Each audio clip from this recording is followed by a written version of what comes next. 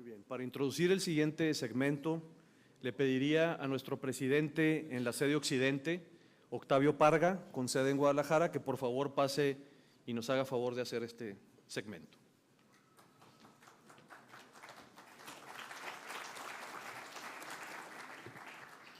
Muchas gracias, buenos días, un gusto estar aquí con todos ustedes entre amigos.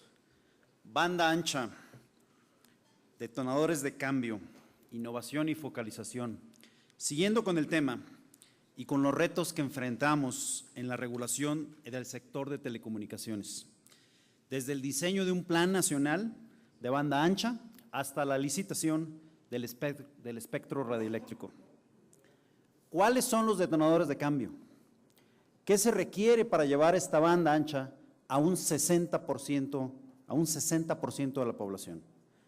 Me da mucho gusto invitar al maestro Moni de Swan, comisionado presidente de la COFETEL, quien nos dará su visión respecto de estos detonadores, estos catalizadores para lograr el 60% de penetración de banda ancha.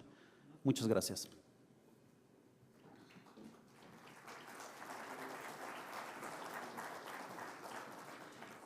Aprovecho también para pedirles a nuestros actores relevantes y amigos, Enrique Aro, coordinador de asesores de ProMéxico, Hanna Palacios, directora de proyectos de innovación y competitividad del IMCO, el Instituto Mexicano de Competitividad, y Alejandro Pisanti, miembro del Consejo Consultivo de COFETEL, quienes nos ayudarán en las primeras rondas de preguntas. Por favor y gracias.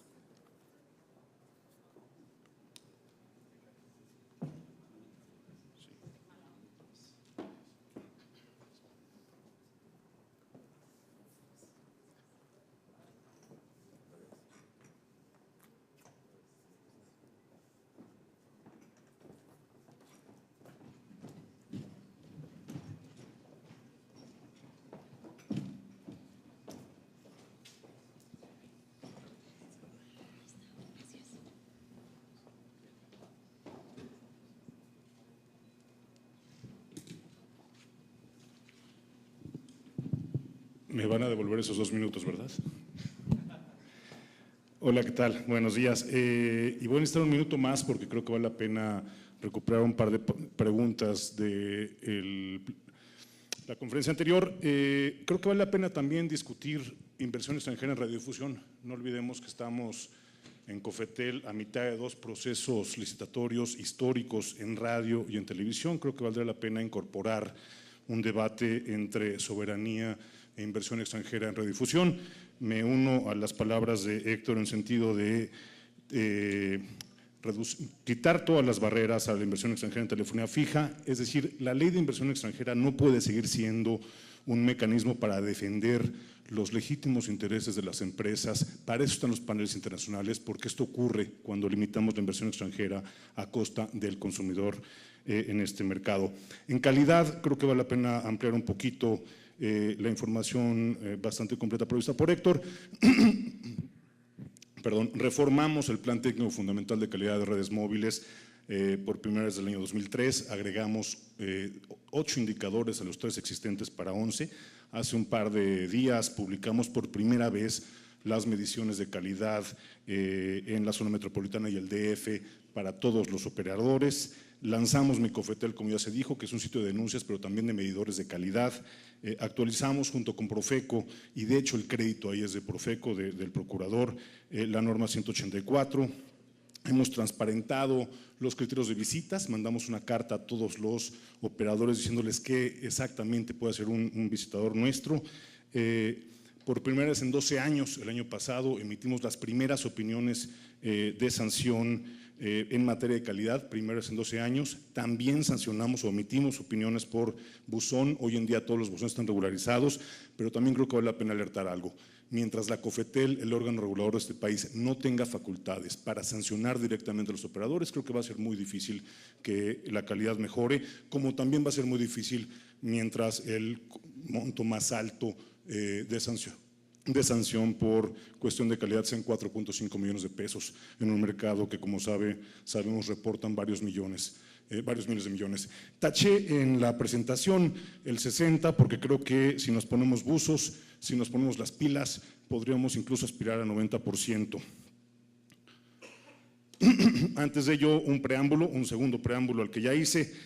Gracias Santiago, gracias Rogelio y a los agremiados de Canete por invitarme el día de hoy, a mis colegas Ernesto, Alexis y Gonzalo.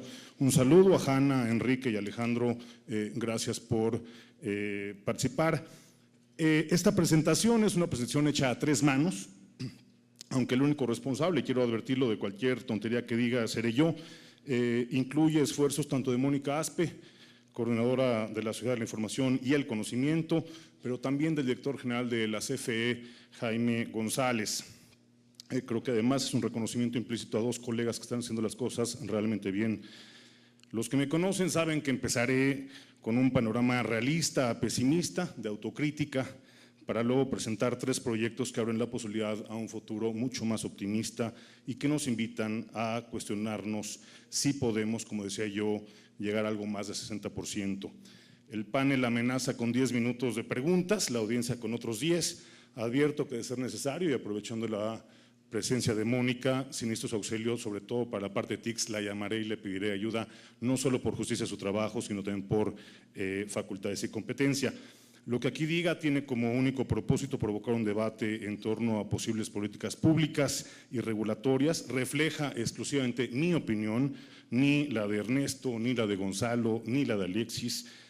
Nada de lo que aquí exprese condiciona o adelanta mi voto en el pleno de la comisión, así es que por favor ahorrémonos recusaciones.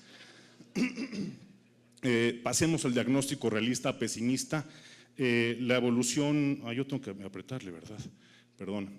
La evolución, bueno, planteemos un supuesto, la banda ancha en México es una oferta para pocos. La evolución del mercado alámbrico está relativamente estancado desde diciembre de 2010, como observan ustedes en la gráfica inferior izquierda. 31 millones de habitantes tienen acceso a solo una red, 21 millones no tienen acceso a una sola red. La licitación de fibra oscura de la CFE sin duda ha empujado o ha tratado de sacarnos de este estancamiento, pero lo que también hay que decirlo, no ha sido suficiente. La dinámica propia de mercados en competencia solo se presenta en Polanco y zonas de alto ingreso. El resto del país vive pues, digamos, situaciones monopólicas o duopólicas en el mejor de los casos, o de ausencia total de redes. Hay un contraste muy fuerte, hay que decirlo también, con el crecimiento exponencial que se observa en la banda ancha móvil.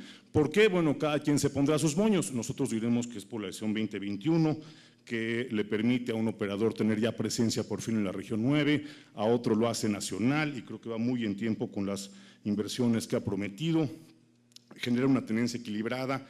La convergencia tiene también que ver con la posibilidad de ofrecer triple play, eso va generando evidentemente una mayor penetración. El desarrollo tecnológico, LTE por ejemplo, también genera un impacto positivo en ello.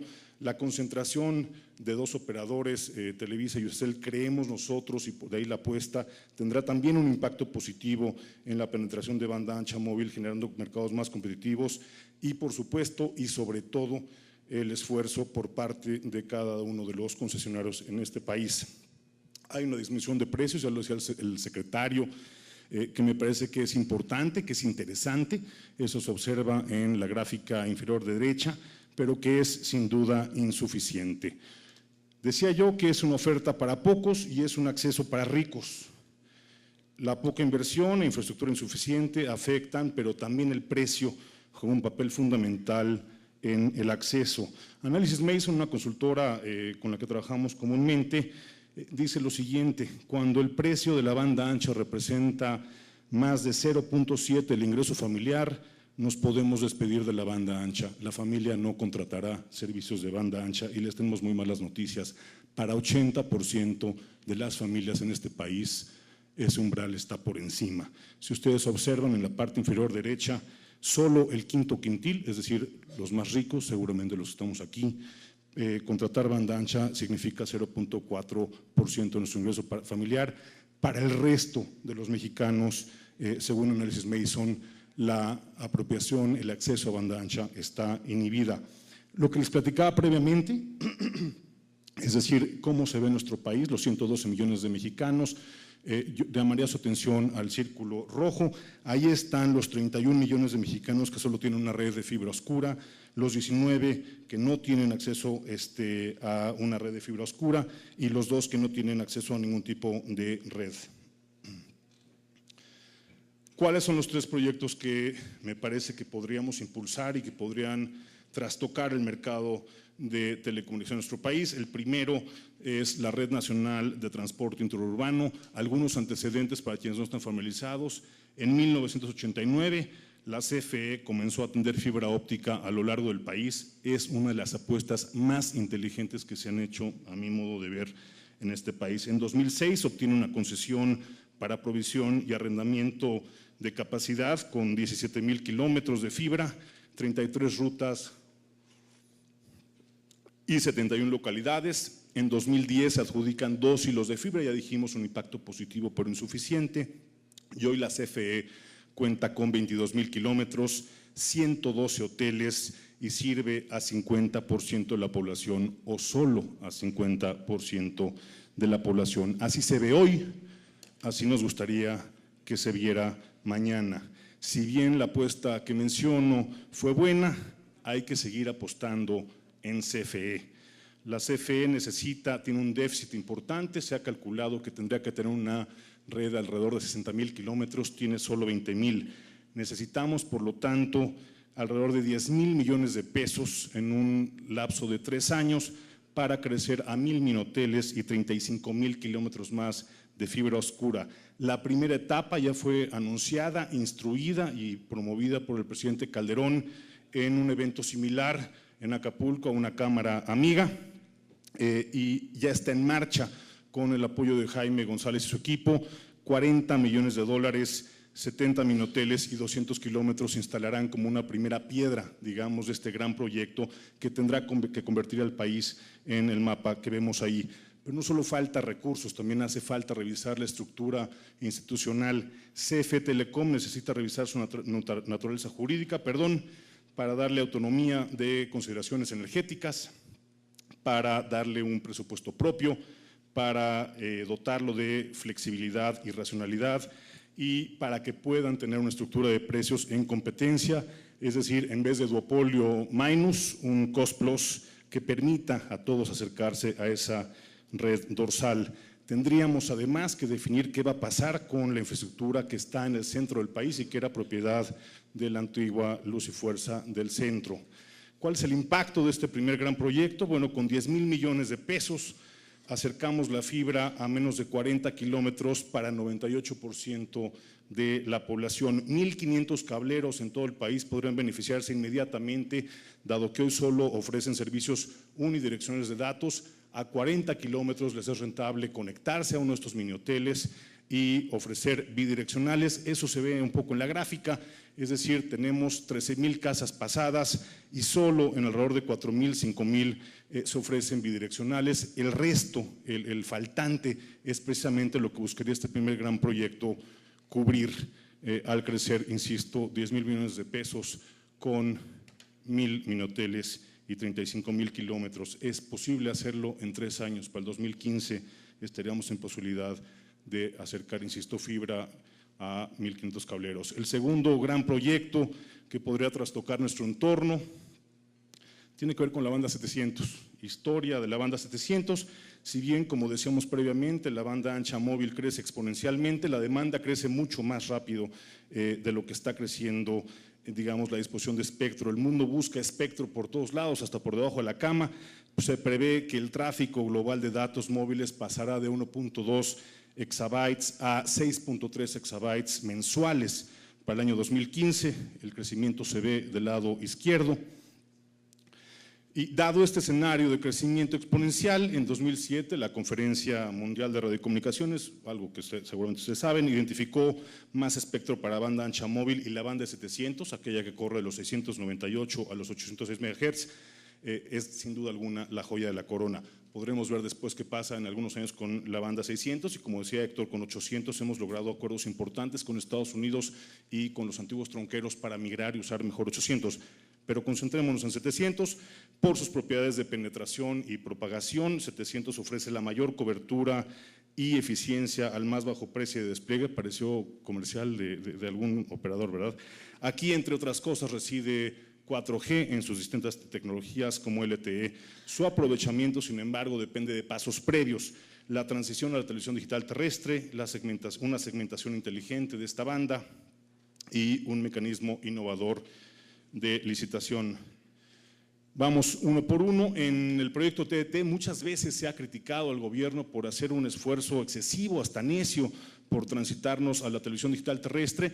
Simplemente un matiz: el foco no es la televisión, el foco son los dividendos digitales, el foco es la banda 700, el foco es la banda 600 MHz.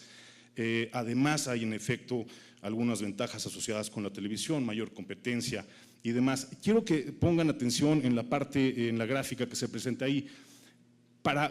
Me acuerdo que hace un año hicieron una encuesta electrónica y decían, bueno, ¿qué nos hace falta? Y todos decían espectro, urge espectro en este país. Bueno, la TDT precisamente lo que nos va a ocasionar es que en aquel espectro que corre los 54 MHz a los 806, todo lo que ustedes ven en rosa es desperdicio, no se está usando. Si queremos ver todo eso en verde, es decir, todo en su uso, tenemos que transitar a la televisión digital terrestre. 25 países ya se han dado cuenta de esto y transitaron, 6 lo harán en los próximos meses. En la banda 700 tenemos 19 canales concesionados, solo 8, es decir, si no transitamos, podrían reacomodarse, el resto, insisto, o transitamos o los rescatamos, y en la banda de 600 la cosa se ve mucho más complicada. El presidente ya hizo su parte, emitió un decreto en septiembre de 2010, la Suprema Corte ya hizo la suya en noviembre de 2011 al validar la concesión del mismo. Creemos que COFETEL y la Secretaría están haciendo la suya mediante una política aprobada por el Pleno en junio de 2012, donde se habla del estándar, el multiplexeo, los programas piloto, Tijuana, norte y centro del país, el apagón nacional para el 31 de diciembre de 2015, la participación del INEGI para dar mediciones confiables y un dato de certeza, una condición de certeza, que es que tenemos que garantizar que 90% de la población tenga acceso a la señal digital antes de poder apagar una población. Hay avances también porque gracias al apoyo importante de CANIET y vía Foncos se ha aprobado un proyecto importante para el piloto de Tijuana. Me parece que es la primera piedra para avanzar ya de manera importante en televisión digital terrestre. La Secretaría de Economía necesita avanzar normas asociadas, Hacienda y el Congreso necesitan destinar por lo menos, o más bien máximo, 17,000 millones de pesos. Depende mucho de la tasa de sustitución y depende también de decisiones que podríamos o no tomar en materia de televisión, en materia de licitación de televisión abierta. 17,000 millones de pesos es lo que necesita, pero insisto, no es para arreglar televisores, es para obtener los dividendos digitales en 700 y en 600 MHz. Proyecto de segmentación: existen dos opciones. Generalmente el mundo se ha puesto de acuerdo en cómo segmentar el espectro, aquí no hubo forma y terminamos con dos opciones, la estadounidense y la de Asia-Pacífico. México tiene que elegir una. La segmentación Asia-Pacífica, que tiene importantes ventajas sobre las de Estados Unidos desde mi punto de vista. Presenta 10 veces más economías de escala por su adopción global. Se estima que 4,000 millones de humanos estarán usando un celular bajo esta tecnología. Tiene el doble de espectro útil y canalizaciones más amplias, hasta 2 bloques de 20 por 20, una sexta parte del costo estimado para el despliegue de infraestructura. Y el único reto, no menor, es evidentemente si el Pleno, la mayoría del Pleno toma la decisión de irse por esa segmentación, tendrá que tenerse un programa para atender posibles interferencias. Por eso, cuanto antes mejor. Digamos, el corrido que ven ustedes ahí es la segmentación Asia-Pacífico. La estadounidense no me cabía aquí porque es un galimatías complicadísimo, donde además de que son porciones muy pequeñas, se destinó por necesidades particulares de ese país espectro a las Fuerzas de Seguridad Nacional. ¿Por qué es importante que los bloques sean grandes? Del lado derecho se habla un poco de la eficiencia espectral. Con 5 MHz vemos lo que ocurre, con 10 MHz y con 20 se multiplica por mucho los megabytes por segundo y la población que puede ser atendida. En materia de licitación, digamos, estos son los pasos previos para llegar a una licitación. Una vez transitados y la banda segmentada, siguen decisiones sobre la licitación que podría ocurrir en el año 2013 si nos apuramos. También aquí hay dos opciones: business as usual, es decir, segmentar y que se licite entre los operadores existentes, o bien buscar un modelo de operador mayorista que esté obligado a compartir infraestructura y esté obligado a dotar capacidad con acceso universal, no discriminatorio. Ahí se señalan algunas de las diferencias regulatorias que tenemos con Estados Unidos y Europa, donde se obliga a la conversión de infraestructura, aquí no. Y las nuevas tecnologías de 4G permiten ahorros significativos en costos de despliegue bajo principios de conversión de infraestructura. Lo veremos más adelante. Se me está empezando a acabar el tiempo. El impacto en la banda 700, como decía yo, permite recuperar 306 MHz, la televisión digital, la transición exitosa, una segmentación inteligente nos haría beneficiarios de las economías de escala de un mercado de 4,000 millones de habitantes. Se estima que eso podría tener un impacto sobre los precios de dispositivos de alrededor del 70%, es decir, podríamos tener en el mercado dispositivos móviles entre 25 y 30 dólares, teléfonos inteligentes, evidentemente. Estudios en marcha a cargo de la COFETEL señalan varias conclusiones. Con 90 MHz podremos disminuir dramáticamente los precios de voz y datos de los 25 dólares que hoy pagamos por gigabyte a 3 dólares en 10 años. Generaría un crecimiento del Producto Interno Bruto entre 1.2 y 1.6%, crearía entre 270,000 y 360,000 nuevos empleos, atraería ingresos fiscales entre 12 y 17,000 millones y podría servir a 95-98% de la población. El tercer componente, y este es el mérito todo de la coordinación de la sociedad de la información y el conocimiento, y es un plagio que le agradezco a Mónica que generosamente haya permitido hacer, nace en 2001, aunque ha sido rebautizada, tiene una moda como de rebautizar este programa o el nombre de la coordinación a cada rato, lo ha hecho en 2005 y 2009, es responsable, como ya lo explicaba Héctor, de ejecutar proyectos de acceso a banda ancha en sitios públicos de investigación, atiende a la realidad más necesitada de este país, 188,000 localidades rurales del país, solo tiene sus habitantes 6% de acceso a computadoras y de este 6% solo 3%, solo 50%, es decir, el 3% está conectada a Internet. La CSIC sustenta su estrategia en dije tres porque se me olvidó luego una, son 4 en realidad: satelitales, terrestres, transporte de alta capacidad, redes estatales de educación, salud y gobierno. A principios de 2012 presentaba, como ya lo decía el secretario, un crecimiento moderado de 5,692 sitios, 40 puntos de acceso urbano a través de su red NIVA y un ancho de banda bastante raquítico. La CSIC, por lo tanto, se dio la tarea de presentar su agenda digital MX y lanzó Compo Apoyo. ¿Qué pasó a raíz de eso? Y de verdad llamo su atención a la gráfica que aparece. Lo que pasó es eso. Ya lo decía el secretario, gracias al trabajo de la CSIC y a un esfuerzo de aprovisionamiento de recursos, también hay que decirlo, pasará de 5,600 a 36,000 sitios. Hay un problema todavía grave en la CSIC, y es que tienen a los ingenieros poniéndole los nombres a las redes y el mercadeo de los nombres es espantoso. Las redes 23, 11K, 10K, terrestre, comercial y NIVA metropolitana beneficiarán a 11 millones, como lo decía el secretario. Y el ancho de banda ofrecido, creo que eso es muy importante, de su red satelital se incrementó por 10, mientras que la NIVA llegará a través de las estaciones que están próximas a 40 gigabytes para 1,165 instituciones.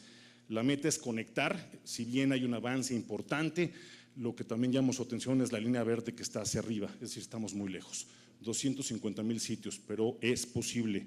Con 12,000 millones de pesos, me voy a saltar a la próxima, con 12,000 millones de pesos invertidos en los próximos 3 años podremos llegar a 250,000 sitios que beneficien a 100 millones de afiliados a los servicios de seguridad, a los sistemas de seguridad social del Estado, 18,000 centros de salud, 100% de las escuelas de educación básica y oficinas gubernamentales en los 3 órdenes de gobierno tendrían un acceso a Internet. Ahí me salió un número rarísimo, es 1,165 el correcto. Instituciones educativas, académicas y de salud tendrán anchos de banda entre 100 megabytes y 10 gigabytes. Y lo decía también previamente el secretario, algunos proyectos como telescópicos, científicos globales de ciencia y tecnología, al ofrecer anchos de banda competitivos, podrían volver a México. Termino ya, ténganme paciencia, las conclusiones. Existen muchísimos proyectos adicionales y pendientes regulatorios que se llevarán a cabo, tengan certeza de eso. La COFETEL trabaja, el Pleno de la COFETEL trabaja para ello.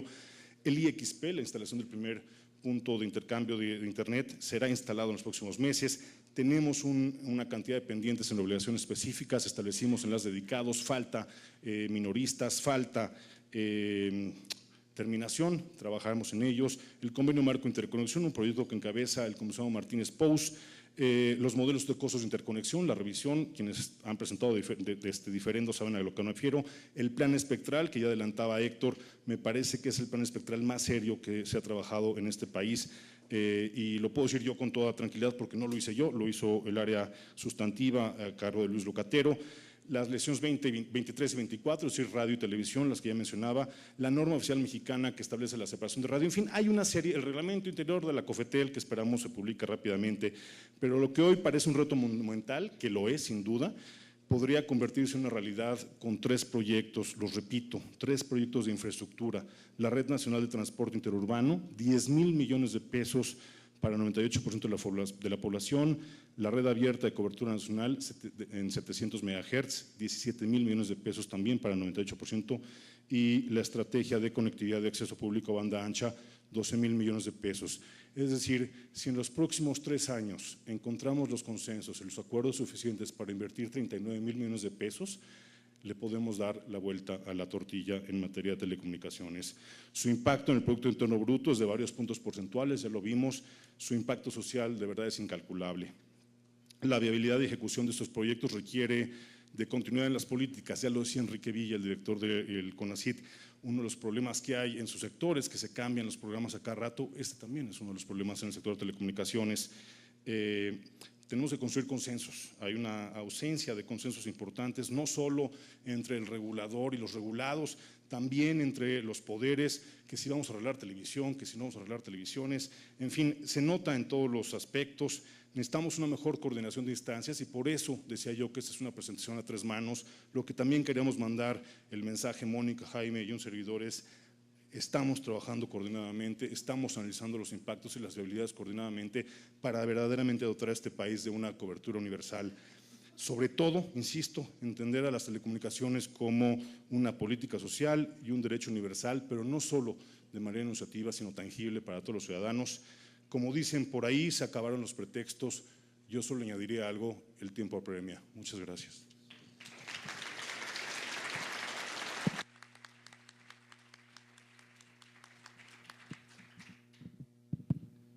Muchas gracias, Moni. Siempre es un placer y un aprendizaje escucharte. Por cuestiones de tiempo vamos a pasar muy rápido a sesiones de preguntas. Vamos a hacer una pregunta de cada uno de nuestros expertos en el tema, compañeros del tema, y después daremos, lo siento, solo una pregunta al público para que se preparen y estén listos. Las damas primero. Hanna Palacios, directora de Proyectos de Innovación y Competitividad del INCO. Adelante, Hanna. Muchas gracias, Moni. Muy buena exposición. Comienzas diciendo que los avances del sector se deben a un esfuerzo de 3 bandas. Y supongo que esas 3 bandas son COFETEL, la coordinadora y la CFE. En 3 meses, de estos 3 líderes, ojalá no, pero a lo mejor 2 de ellos cambian por cuestiones normales de cambio de gobierno. Tú dices que debe de haber continuidad, y si a ti te preguntaran, ¿y esa continuidad, qué tendría que pasar para que hubiera esa continuidad? ¿Tú qué recomendarías? Yo recomendaría que hubiera continuidad también, evidentemente, si lo he dicho y lo he aplaudido, en la coordinación de la sociedad de la información y el conocimiento, pero creo que más importante de eso, lo que yo dije es continuar en las políticas públicas. Los nombres importan poco, si nos vamos, cada uno de los que estamos aquí, de los nombres que aparecieron por ahí, no es lo realmente importante. Lo importante es que apostemos por los proyectos, por las políticas públicas, por los debates, por la construcción de consensos, más allá de quien los construya. Yo lo recomendaría es: acérquense a quienes hemos trabajado en este periodo, evaluemos con todo cuidado y después determinen quién tiene que llevar a cabo estos proyectos.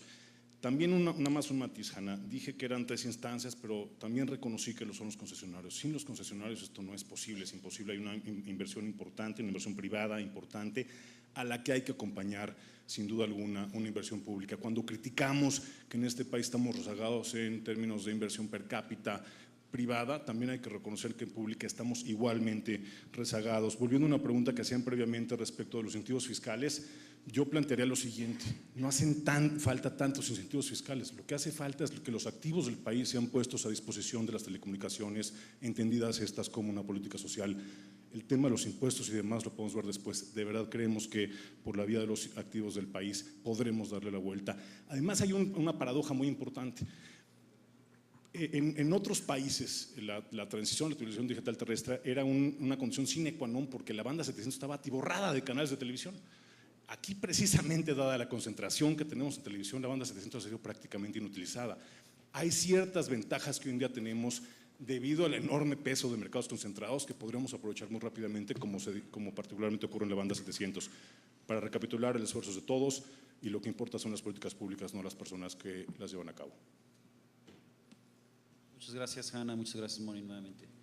Quisiera pedirle ahora a Enrique Aro, coordinador de asesores de ProMéxico, si nos da la siguiente pregunta. Buenos días a todos. Moni, dos preguntas muy breves, una desde la perspectiva de ProMéxico, pensando en temas de inversión extranjera o de atracción o de fomento y promoción de la inversión extranjera, y otra más personal. Claramente ya no hay argumentos económicos para justificar un tratamiento diferenciado a la telefonía fija y móvil. Desde el punto de vista tecnológico tampoco, la tecnología nos rebasó y estamos ya en un punto muy avanzado. Hubo una época en la que el teléfono era un teléfono y lo usabas para hablar, pero hoy es muchas cosas y eso muestra ese rebase de la tecnología. Y hablamos de abrir el sector, de cambiar la ley de inversión extranjera. Esas están las recomendaciones de la Comisión de Inversión Extranjera. ¿Cuáles son, en tu opinión, los obstáculos que vamos a enfrentar? Porque hemos hablado mucho de esto a lo largo de muchos años y no ha sucedido. ¿Cuáles son, en tu opinión, los obstáculos y qué tenemos que hacer diferente?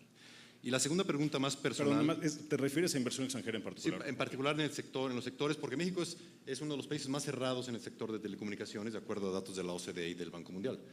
Y la segunda pregunta, más personal, también pensando en la convergencia, ¿cuál es tu visión hacia el futuro para que tengamos una convergencia en leyes y realmente repensemos el marco regulatorio de las telecomunicaciones y tengamos un solo marco que incluya los aspectos cubiertos por la Ley Federal de Telecomunicaciones y la Ley de Radio y Televisión en el futuro mediano, largo plazo? Yo creo que hemos caído en una trampa como país, Enrique. Es decir, seguimos hablando de las grandes reformas estructurales en materia de telecomunicaciones. Si te fijas en todo lo que presentamos ahorita, hace falta, quizá para apoyar, pero no como condición, un par de ajustes a la ley. Todos son viables sin reformas legales. Dejemos a un lado los pretextos de las reformas legales. El Congreso quiere apoyar, insisto, construimos consensos con ellos y hay muchas cosas en donde nos pueden ayudar, como el tema de las sanciones, como el tema de inversión extranjera. Pero creo que este es un tema que, además de las enormes ventajas que tienen nuestros proyectos que pueden ser empujadas desde el Ejecutivo, también, insisto, acercándonos al Congreso para el tema de los recursos públicos asociados con principalmente la CECIC y la transición. Pero insisto, podremos escapar al debate estas de las grandes transformaciones, los debates de las reformas estructurales, porque no son necesarias. Necesitamos en todo caso una reforma de segunda generación en telecomunicaciones y con eso creo que podremos darle un buen impulso a este país.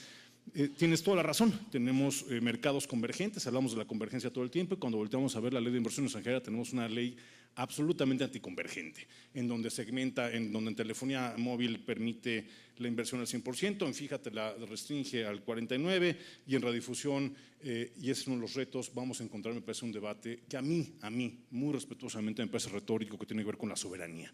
La soberanía de este país ya no pasa por quién controla los medios de comunicación, si son nacionales o internacionales. Podríamos tener un debate de hoy en día cómo se encuentra la soberanía con medios nacionales, en todo caso. Pero creo que uno será un retórico, me parece que algunos miembros del espectro político podrán apelar a eso, ojalá no se haga como tal. Tenemos también, insisto, puede ser que la defensa de los intereses comerciales de empresas mexicanas legítimos pueda ser utilizado como un pretexto, es decir, no permitas que vengan los X o Y país porque ahí me trataron mal a mí y demás, es decir, no debe ser esa la vía para defender sus intereses porque lastiman al consumidor. Y la otra, insisto, pues la influencia que tengan los distintos concesionarios en las bancadas del Congreso. Habrá que ver cómo reacciona cada una de ellas.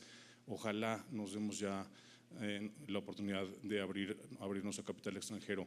Hay muchísimos retos por delante que yo dudo ni siquiera que tengamos el capital suficiente en México para realmente hacerles frente si no abrimos el capital extranjero.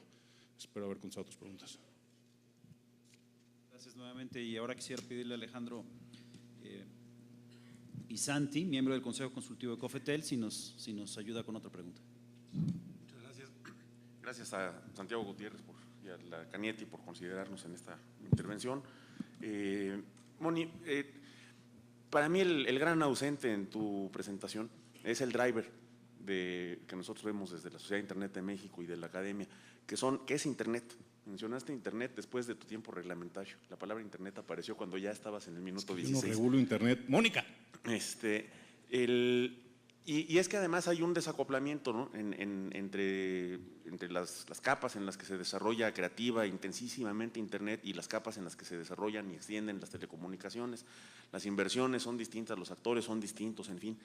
Y los incentivos, ¿no? ¿Tú cómo ves el balance entre los incentivos, digamos, de control y coordinación y un grado elevado de centralización en la coordinación de la política en telecomunicaciones y lo que se llega a hablar hasta de un derecho al caos, la necesidad de permitir una enorme liberación de fuerzas creativas en Internet sobre estos soportes y que desde luego se asocia con lo que acabas de comentar en materia de convergencia y de una regulación hacia el pasado o una regulación hacia el futuro? A mí me gusta el caos. Creo que hay reclamos de mis colegas de repente de cuánto me gusta el caos. Creo que la innovación ocurre en libertad. Creo que no debemos de correr el riesgo de sobreregular la Internet en este país. Decía yo, Alejandro, y sea un poco justo conmigo, que había muchísimos otros proyectos. Es decir, yo quería en todo caso mandar el mensaje de no nos desesperemos.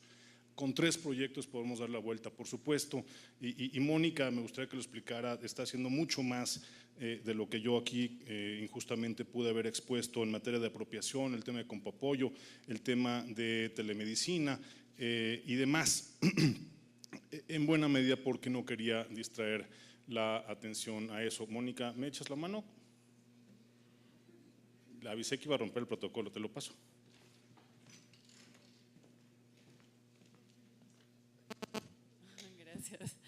Gracias. Platicaba el otro día precisamente con Alejandro Pisanti sobre un punto similar y lo que decíamos es, ojalá tengamos en este país el impulso suficiente a las telecomunicaciones como para que podamos hablar más de Internet.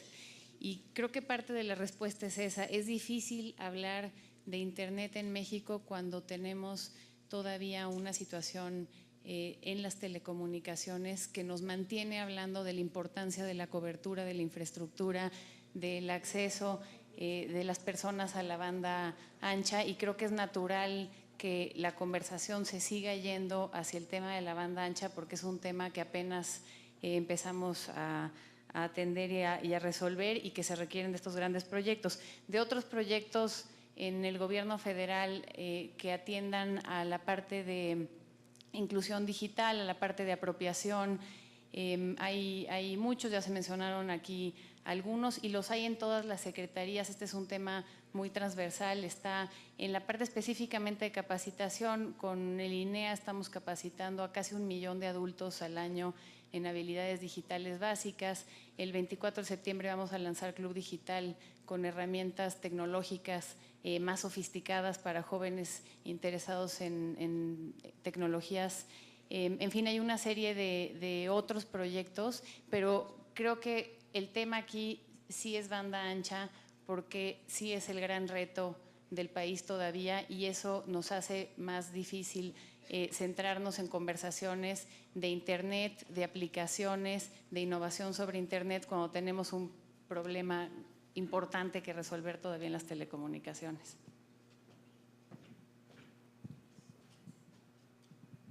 Muchas gracias. Gracias, Mónica, también por tu comentario. Tenemos tiempo solo para una pregunta. A ver, acá, por favor. Muchas gracias. Canietti, a Moni de Suana, Mónica, una pregunta. Yo también quisiera estar ya hablando más bien del valor en servicios y aplicaciones y en todo lo que trae IP, pero en efecto, Mónica, necesitamos la red, la espina dorsal de banda ancha. Y entonces yo me pregunto por qué este problema y esta falla de mercado y esta subinversión, pues la vengo oyendo hace 6, 12 y más años. Y entonces yo quisiera preguntar, si como dijo el secretario, hay 13 millones de conexiones de banda ancha fija, ¿qué porcentaje de esas líneas están desplegadas gracias a inversión pública y qué porcentaje gracias a inversión privada? En banda ancha móvil es más fácil, todo es inversión privada. Pero yo sí quisiera saber, porque si el gobierno, vía Foncos, vía Nuevo México, tiene que atender al 80% del mercado no atendido, y Cofetel con grandes esfuerzos y la IP está atendiendo solamente a un 20% del mercado, o sea, ¿dónde está la falla? Entonces tal vez tendríamos que redoblar los esfuerzos en inversión pública. En CFE ya lo explicó Moni. Mira, es alarmante, porque si la falla de mercado alcanza, ¿no?, a no cubrir 80 millones de mexicanos, es un problema de altas expectativas de márgenes, de costos, de monopolios, o nos tiene capturados la CFE a ese grado. Entonces, yo sí quisiera saber los montos de la inversión pública. Y lo otro que veo es que unos cuentan en líneas, la inversión privada, que me parece muy bien. Mónica cuenta en sitios, y entonces son peras con manzanas. Y entonces yo no sé, la coordinación de la sociedad de la información, cuántas líneas hay de banda ancha fija gracias a la inversión gubernamental. Gracias.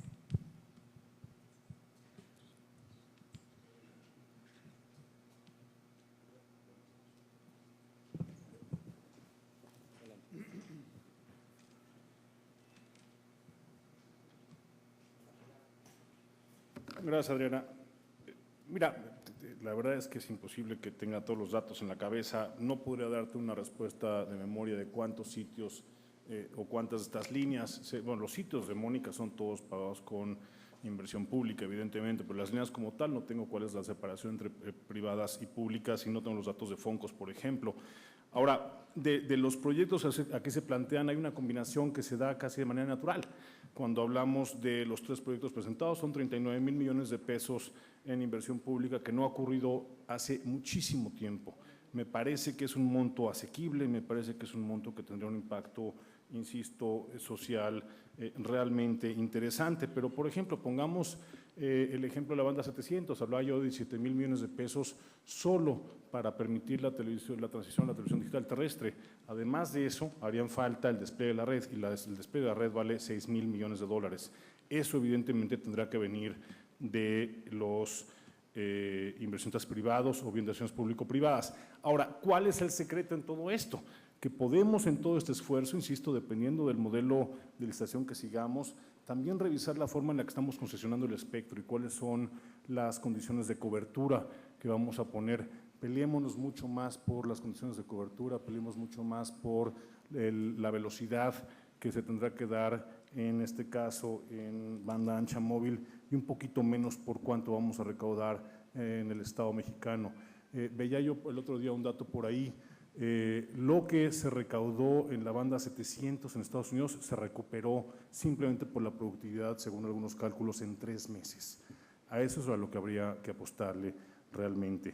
Pero también lo decía yo, ni la inversión pública per se, ni la inversión privada per se van a resolver estas fallas de mercado que dices. También hay que ser muy cuidadosos cuando hablamos de fallas de mercado. Tenemos varios Méxicos. Cada localidad, cada región tiene una forma distinta. Por ejemplo, hay zonas que son abiertamente competidas.